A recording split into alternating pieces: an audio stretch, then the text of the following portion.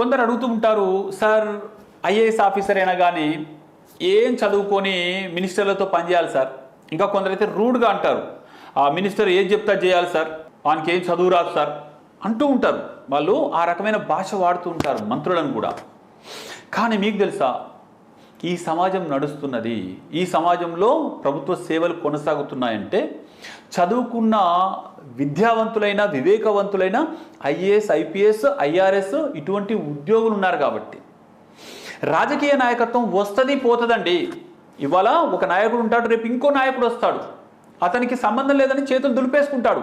కానీ ఈ ఐఏఎస్ అధికారి 30 ఏళ్ళు 40 ఏళ్ళు ఉంటారండి. కాబట్టి మీరు అందులోకి వెళ్ళి నిజమైన దేశ సేవను చేయండి. ప్రజల యొక్క అభిష్టానికి ప్రతిబింబము రాజకీయ నాయకుడు. కానీ నిజంగా ప్రజలకేం కావాలి, నిజంగా దేశం ఎలా ఉండాలి అని డిసైడ్ చేయాల్సింది ఐఏఎస్ ఆఫీసర్లు. ప్రజలు కోరుకున్న ప్రతిదీ మనము చేయకూడదు. ఒక్కొక్కసారి ప్రజలు కోరుకున్నారు డెమోక్రసీ ఇవ్వాలంటే కాదండి, అప్పుడు సమాజ బాగు కూడా చూడాలి. కాబట్టి మీరు అస్సలు డిసప్పాయింట్ కాకండి.